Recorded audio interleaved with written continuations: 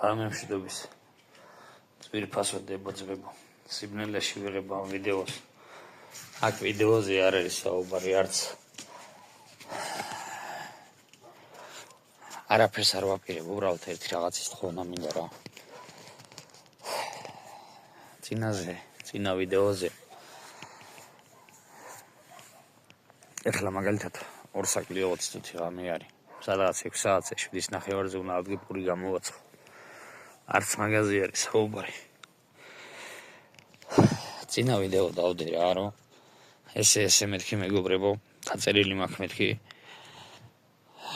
150 ისტორია მეთქი რა და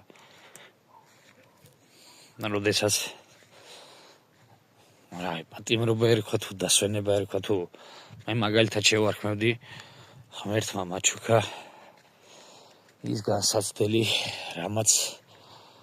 ცოტა სხვანაირად უნდა საშუალება რომ შევიგრძნო ცხოვრება რა. ჩემთვის მაგალითად იმ ყველაფრის მერე ასეთი აზრი მაქვს რა, რომ განსაცდელები უფალმა შექმნა ჩვენთვის, ჩვენი თვალის სასახელად. მე წინა ვიდეოში მოვაყოლე რომ მეგობრებო მეთქი დაწერილი მაქვს მეთქი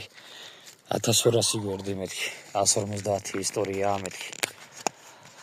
ამას დამატებული 86 ლექსი მეთქი რა და 5 ნაწილად ამახ დაყოფილი მეთქი. ამ 5 ნაწილში მეთქი თითო ნაწილში შედის მეთქი 30 ისტორია მეთქი. და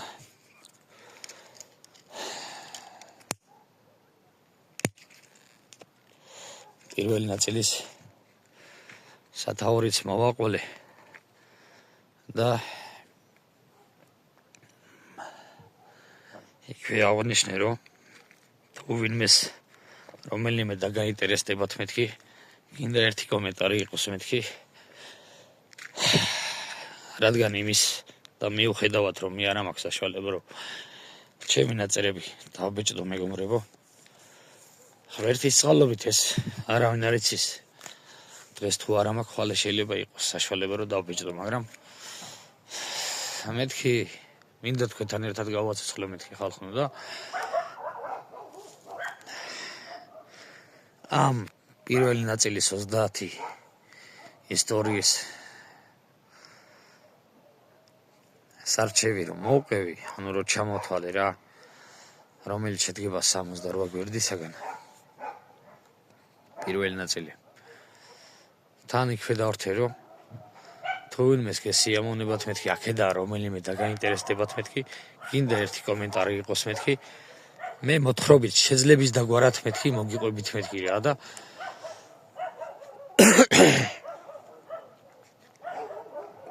თან კიდე პირველ კომენტარში დავდებ მეთქი მთლიან ვერსიას, რაც მე მაქვს დაწერილი რა. და ერთმა კაიკაცმა დამიწერა რომ აქედან მე-13 თავი, მე-13 ისტორია პირველი ნაწილის რომ სათამაშო აპარატებზე მაქვს დაწერილი მეგობრებო, რომ სათამაშო აპარატები ეშმაკისეული არის და გთხოვთ ნუ გაიგრებით. ეს ჩემი ცხოვრებისეული ისტორია არის. და მოკლედ მოვყვები და რამხელათი მოკლედ გამომივა, მე ნამდვილად არ ვიცი, მაგრამ შევეცდები რომ მოკლედ მოვყვე და თუ თავს მოგაწყეთ, ბოდიშს მოვიხდი რა. ერთი სიტყვით ძმებოდა დებო. კიდე ახალგაზრდობაში რა. როდესაც პურის ცხობის გარდა, მეგობრობის გარდა, რა ვიცი, კაი სუფრის გარდა, სტუმრისა, სტუმართთან წასვლის გარდა მე არაფერი არ ვიცოდი. გვერდში დგომის გარდა და რა ვიცი, გვერდში კიდე ძალიან ბევრი მეცემედგა ხოლმე რა და აქედან გამომდინარე ერთ-ერთი მეგობარი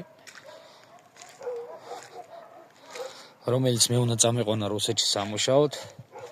უკვე საქართველოში ვიყავი მე ჩამოსულით არ ვიცი მე-2-ეთ, მე-3-ეთ, მე-4-ეთ როდესაც მე წაველი წლები აღარ მახსოვს ზუსტად ვერ დავაკონკრეტებ რა ჩემმა ძმაკაცმა მთხოვა რომ წასვლის წინა საღამოს პური გვეჭამა რა თელავის რაიონში სიქ თელავში უფრო სწორად რაიონი არ მეთქვია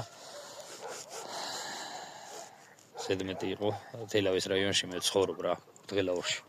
სოფელ გურდღელაურში თელაურში პური გვეჭამა რა წასვლის წინა ღამეს ერთი სიტყვით რა და ესეთი რესტორანი იყო მაშინ მაწანწარაზე ახლაც იქნება რა ხერგელი ქვია რა და სხვათა შორის აი ხიკას აკეთებდნენ მეგობრებო წავალთ მე და ჩემი ძმაკაცი ოჯახებით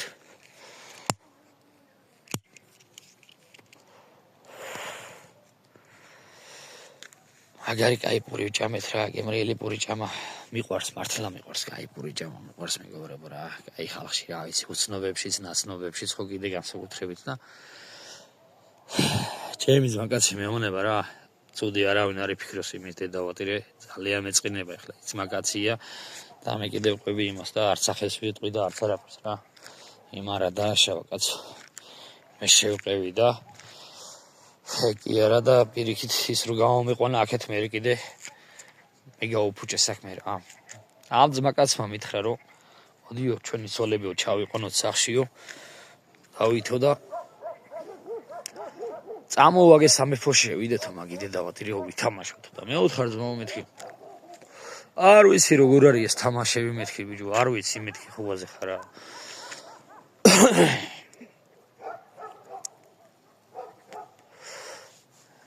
რა სამო მაგი მეტი რა ვიციო ძმაო ათენებული და დაღამებულები მაქვს მომანდაო და წამოვო ძმაო მე გასწავლიო ხუბაზე ხარა და რავი კაროჩი ჩამოვიყვანეთ ცოლების ჩამოყვანა რაღა იყო სახში რავი ახლა ხანის უთხარით ხანისა და იტავში გამოველთ მე და გელა ისე ბოდიში კიდე სახელი ვთქიო გამოველით კაროჩი აველთ ისე თელავის ცენტრში კაროჩე ხო და დავიწყეთ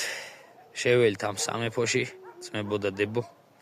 რეკლამას არ უკეთებ პირიქით რავი მაგის მომგონის დედავატირე მაგისი და დავიწყეთ თამაში ადამიანებო გინდა დაიჯერეთ გინდა რა გელამ თვითონვე გაუკეთა 5 ლარიანი ჩემ აპარატზე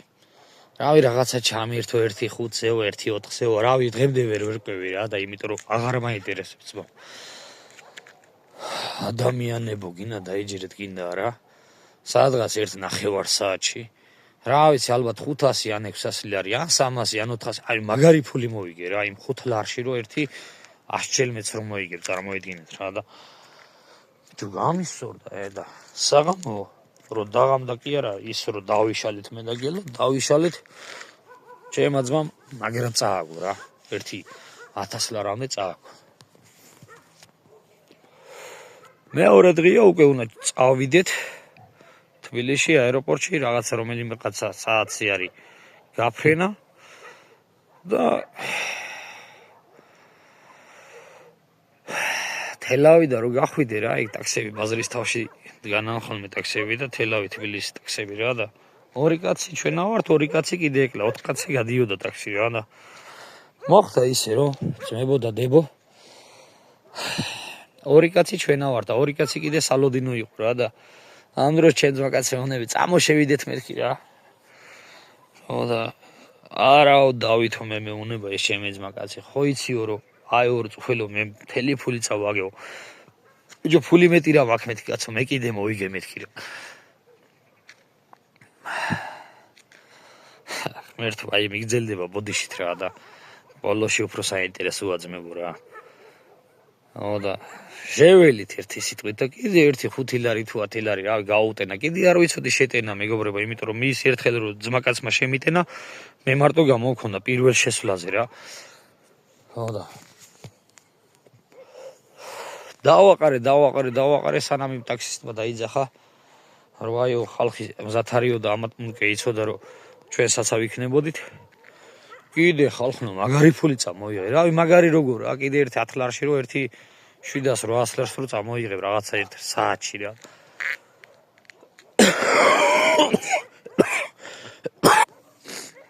ბოდიში დამხვილებაზე ხო და ძმებო კაროჩე დევეშვით თბილისში იქიდან აეროპორტში გევეშვით და ჩავფრინდით მოსკოვში მოსკოვიდან რო ჩავალთ იქ მეტრო მეთქი კაცო იმაზე რა აეროპორტში უფრო სწორად მოსკოვში კი არ ჩავფრინდით მეგობრებო, ბოდიში მეშლება რა. ბელარუსიაში ჩავდიოდი და ბელარუსიდან ვიპარებოდით ხოლმე 200 დოლარს ვაძლევდით ხოლმე, რომ გადავფრენილი ყავით რა, მინსკში ვფრინდებოდით ხოლმე რა და ჩავედით მოსკოვში. მე იქ უკვე ყველა მიცნობდა, რავი, წლებია უკვე მუშაობდი და დავიწყე მუშაობა. დავიწყეთ მუშაობა რა და რავი, ხალტურა გამოდიოდა კარგად რა, ეხლა ხელფას ადელოდება, ეხლა ერთი თვე და 10 დღე უნდა გელოდნა ხელფასისთვის. 10 დღეს იკავებდნენ ხოლმე რა, წესით რავი, ეგრე იყო, რავი, კანონი იქა და 40 დღე უნდა გემუშაო, რომ ერთი თვის ხელფასი აგიღო რა და ხალტურა კიდე შემუშავებული მქონდა, კაცო, ტალანტი მაქვს ეხლა რაღაცა. ბურთზე ხალტურა როგორ უნდა გამოსულა და რაღაცა რა, ეგ არა ჩემი თონე რო გავხსენი. ვიძახდი კაცო, ჩემ თონეში ხალტურა როგორ გავაკეთო მეთქი რა. არის ეგეთი თვისებები რა, ეგეთი ნათქვამია ხოლმე რომ ყველა მწყობლის დედავატირეო სიგარეტის ფული რო ვერ გააკეთოს რა და რავი, ეგ ცალკეა საუბარია, მაგრამ ეს ხლა რასაც გეუბნებით ეგ სხვა არის რა და ერთი სიტყვით ძმებოდა დებო. ეს თელავის ამბები ჩამრჩა თავში. ეს ორჯერ ვიყავი შესული და 1 პლუს მინუს 1500 ლარი წამოღებული მაქვს. ხო და აქედან გამომდინარე მოსკოვში როგორ ჩაველი, გავიკითხე, გამოვიკითხე. მეტნაკლებად რუსულიც ვიცი უკვე კაცო და ვკითხულობ, სად არის აპარატები, სათამაშო აპარატები, რომ ერთი სული მაგაცო აპარატებში შევიდე. ახლა მე 40 დღე ხელფასს ადველოდო. საქართველოში თუ ამ ხელაფოს მაძლევს ეს მარწყებია თუ რა ვიცი, რაცა იქია რა, ახლა რა მოსკოვში აღარ მომწევს. ხო და როიტყვენ მალევე მივაგენი რა ამ აპარატებს. სანსევსკი რაიონი იყო რა ეგეთი, სადაც ჩვენ მუშაობდით, რესტორანი რა იალი იყო, ბოროვსკი შასე დონსე რო გდვა და იქვე ახლოს, აი ჩემი სახლისკენ რო უნდა წასულიყავი შოლოხოვო დომტრიცით, აი სახლი 30 რა ეგეთი, შოლოხოვას 30-ში. იქ ბოლოს სვეტაფორამდე სადამე იხვიდოდი,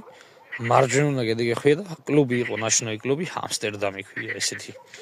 იქვე და აი სულ ჩავდიოდი ხოლმე რა, რო იტყვიან. აი იმ ბოლოს სვეტაფორზე პირდაპირ უნდა წასულიყავი, რომ სახლში შევსულიყავი რა და მიწევდა ისე რომ რავი, აი ფული რო დემეცლებოდა, მე რო ხდებოდი ხოლმე, რომ ესე იგი სახლში არ მივსული ვარ და ჩავსული ვარ ამსტერდამში.